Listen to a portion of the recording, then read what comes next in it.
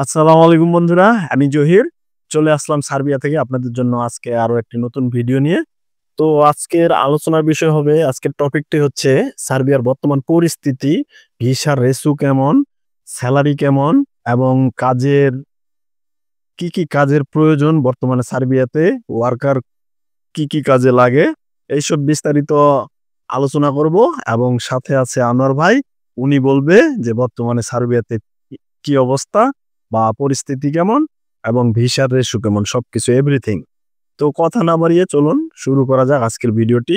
প্রথমে যাব আনোয়ার ভাইয়ের কাছে, আনোয়ার ভাইয়ের কাছে শুনবো। আনোয়ার ভাইকে আগে জিজ্ঞাসা করবো কেমন আছেন। হ্যাঁ আনোয়ার ভাই, কেমন আছেন? আলহামদুলিল্লাহ ভালো আছি। তো আপনার কাছে প্রশ্ন থাকবে সার্বিয়ার সার্বিক পরিস্থিতি নিয়ে একটু কথা বলার জন্য। তো বর্তমানে আপনি তো সার্বিয়াতে আসছেন, বেশ কিছুদিন হয়ে যাচ্ছে।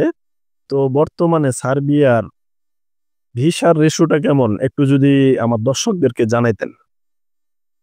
ও এখানে আসার পরে যতটা বুঝতে পারলাম যে আমি আসার পরে যে বাংলাদেশ থেকে এখানে পরিবেশ এবং কি এখানকার কালচার ভিন্ন, অনেক ভালো, বাংলাদেশ থেকে অনেক ভালো।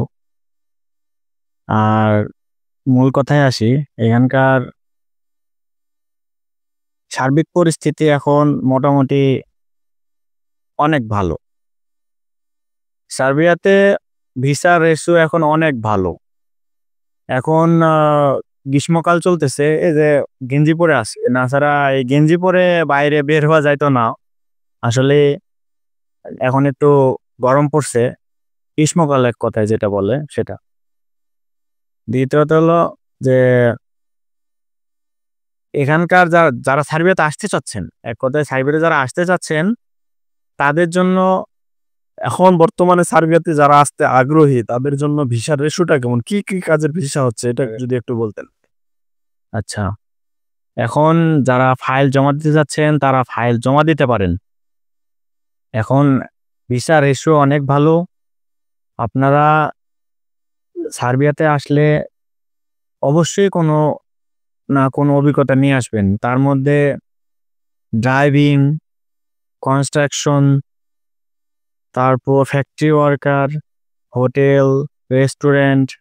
আপনারা কোনো না কোনো দক্ষতা নিয়ে অবশ্যই আসবেন ইউরোপে।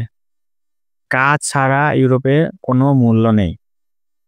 কাজ না জানলে কেউ মূল্য দেয় না। এখানে এরা কাজকে ভালোবাসে।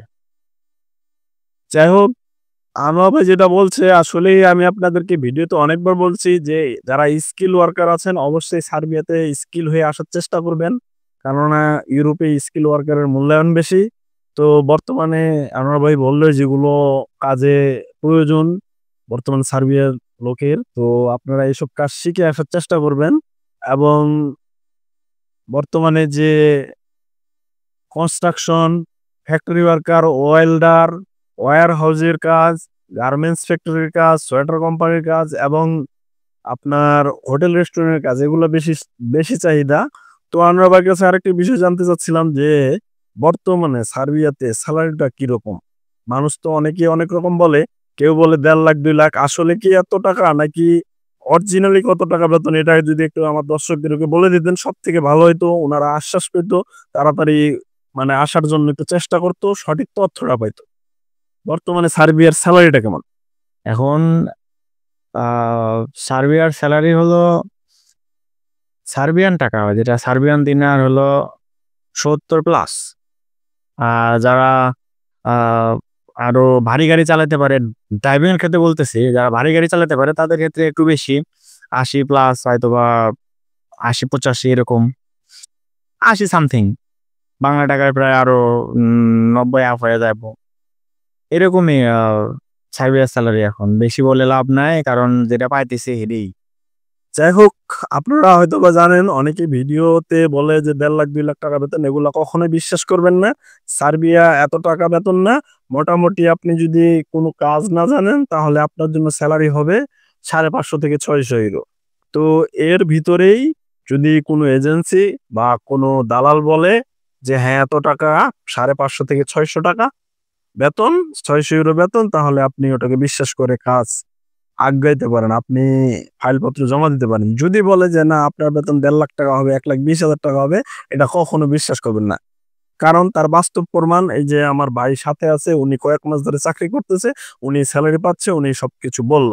তো আনোয়ার ভাই সর্বশেষ বলব যে আসলে যে মানুষ যে সঠিক তথ্য পায় না এবং সঠিক তথ্য না পাওয়ার কারণে ভুলভাল তথ্য পেয়ে হতাশ হয়ে যায়।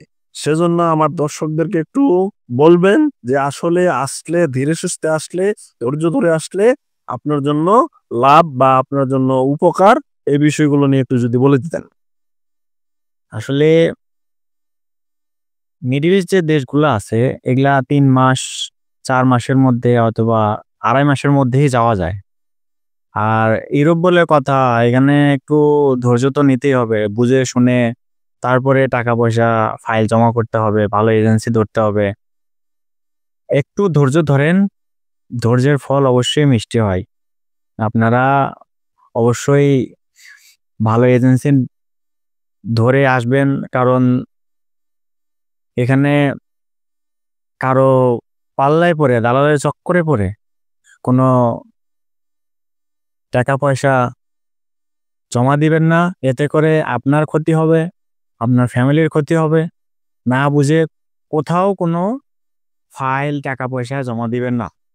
এতটুকুই আমার রিকোয়েস্ট। যাই হোক, আপনার কাছে সর্বশেষ একটা তথ্য জানতে চাচ্ছি, সেটা হচ্ছে বর্তমানে সার্বিয়াতে আসতে কতটুকু সময় লাগতেছে, তারা কতদিন ধৈর্য ধরতে পারে, এটা যদি একটু বলে দিতেন। আমি অনেকের কাছে শুনছি ৭ মাস ৮ মাস লাগতেছে, আসলে এরকমই লাগতেছে। তারপর আপনার কাছ থেকে আমি শুনতে চাচ্ছিলাম আসলে কি উনাদের যে কতদিন ধৈর্য ধরা ধরা উচিত?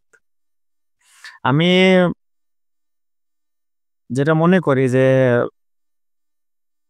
১০ থেকে ১১ মাস এটা ধরে রাখতেই হবে। ১১ মাস ধরে রাখতে হবে। এর মধ্যে হলে আলহামদুলিল্লাহ। আর এটা এর মধ্যেই হয়ে যায় আরকি। আরো তাড়াতাড়ি হয়। তবে ১১ মাস ধরে রাখতে হবে। ধৈর্য ধরে থাকতে হবে।